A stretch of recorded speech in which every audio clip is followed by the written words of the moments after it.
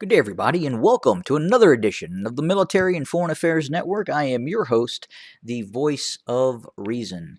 Today, we're continuing our coverage of the ongoing civil war taking place inside of the former state of Ethiopia.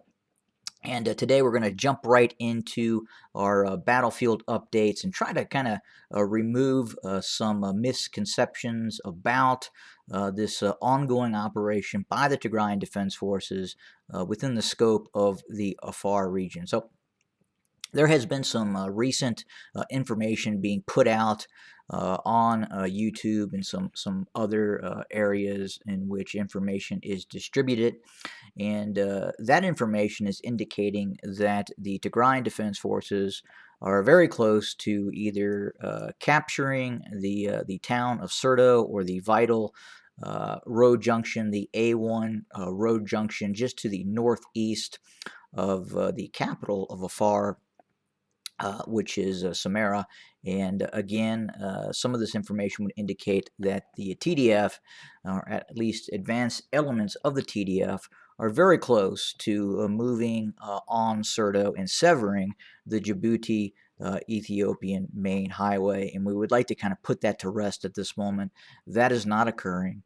The Tigrayan Defense Forces have not moved in that direction in with a force that would be efficient enough to seize control of these areas and hold some of these areas for an extended period of time.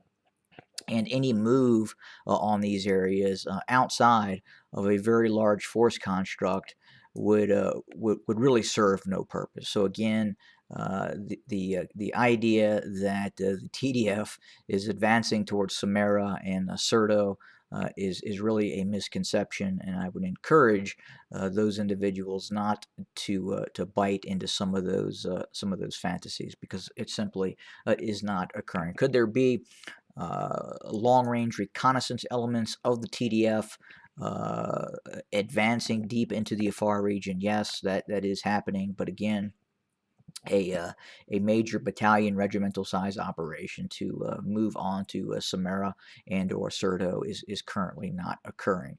And I talked about that in previous episodes, in which it would really be unwise and just simply not practical, given the supply situation in the Afar region, for the Tigrayan Defense Forces to move large groups of fighters deep into the Afar region. And again, one of those reasons is those forces would be at extreme risk to be engaged by the Air Force of the Abiy loyalist formation. So again, we still have drones operating in the region, but more specifically, when you're operating in a really vast area with no foliage, no place to hide, very flat terrain on open roads such as this, you could be very quickly subjected to even with the Ethiopian Air Force and its Su-27s, MiG-23, some of its training aircraft that drop down bombs and rockets. They would be able to get these ordnances at least close to some of these ground columns, if in fact they were moving along these open roadways. And again, compounding that, the supply situation is just horrendous in terms of maintaining the soldiers with food, water, and just the basic supplies that they would need to conduct said operation. So again, really kind of a fantasy operation. I don't know why it is being talked about the level that it is. Furthermore, we have heard about the possibility of the Tigrayan Defense Forces moving towards the Eritrean border via the Afar region. But again, as I talked about in previous videos, if you just pull back for a second and take a good look at the Afar Eritrean border and the areas around, again, you just simply cannot circumnavigate these areas. Again, it's desolate. It's some of the hottest areas on the planet Earth. Again, no supply ability, no roadways, and again, you put yourself at the threat of being engaged by ground attack aircraft as well, as the Eritrean military has that capability as well. But again, that is what is happening on the ground now. With that being said, yes, the Tigrayan Defense Forces is operating along the border areas. They have seized control of Abala, Berhale, and other areas along the border region, along the Tigray Afar border areas, and they continue to operate in these areas as well. Much to the great dismay of the Afar regional government, which has lost quite a few fighters in this continued operation by the Tigrayan Defense Forces.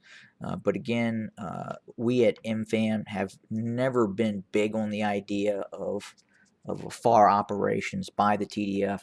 We're really looking again, and I know it's quiet right now, but stay tuned, because I think you may be surprised in the near future in terms of certain operations that could take place in the western Tigray region. Again, this would be the focal point right now of the TDF, and quite possibly maybe we're looking at a distraction campaign that could be underway in terms of some of these operations taking place in the Afar region.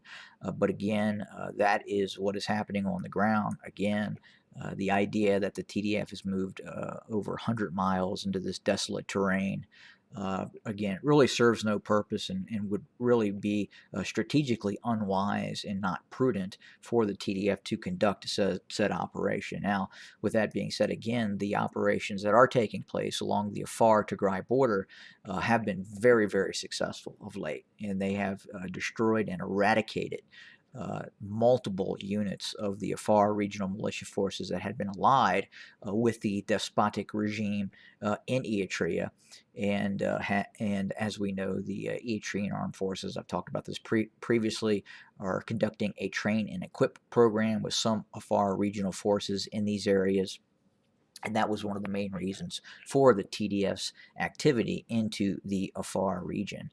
In other news, we continue to hear about the Fano organization of the Amhara region continuing to raid police stations, continuing to conduct activities to obtain weaponry to arm its formations that are operating really all across the Amhara region, western Tigray, and in certain parts of the Oromia region as well. So we're continuing to watch this and get reports that Fano continues to attempt to expand and increase its ability to conduct military operations by, in fact, raiding and seizing in some cases, federal police barracks and Amhara regional police barracks as well, in which we are seeing these Fano formations attempt to raid some of these jails and police outposts, in what they're attempting to obtain weaponry from these areas to arm their fighters. There seems to be quite a bit of tension right now between mainly the Abiy Loyalist National Intelligence Service, the NISS, and the Fano armed militia groups, which have been again operating in western Tigray and other areas of the former state of Ethiopia. In other news, we continue to see the Oromo Liberation Army expand. We have received new video documentation that would indicate that the training and equipping of the OLA continues. And again, when the all hell civil war started in the former state of Ethiopia, we were looking at around 5,000 members of the OLA. Again, that has greatly expanded and continues to expand as we speak, as the OLA fighters look to try to take control of large parts of the Oromia region, seeking self-determination for the Oromo people in the Oromo region, in an attempt to break away from the centralized unitary one-party system of Abiy Ahmed and his close ally, Isaias Afwerki.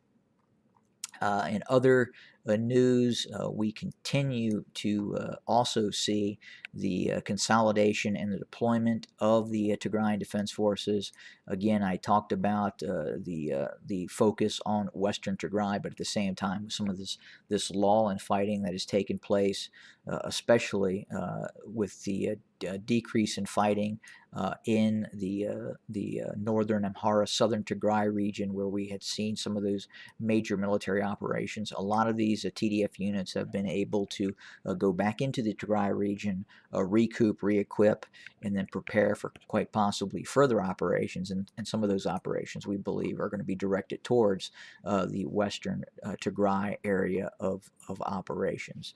But that is the information that we have for today. We're continuing to watch the situation on the ground, both in Afar, in western Tigray, and then obviously we're continuing to watch the fracturing of some of the internals of the former state of Ethiopia, especially with Fano and some of these other paramilitary organizations that are really now not responding to any form of leadership calls for its dismantling from the centralized government based in Addis Ababa, also known as Fene.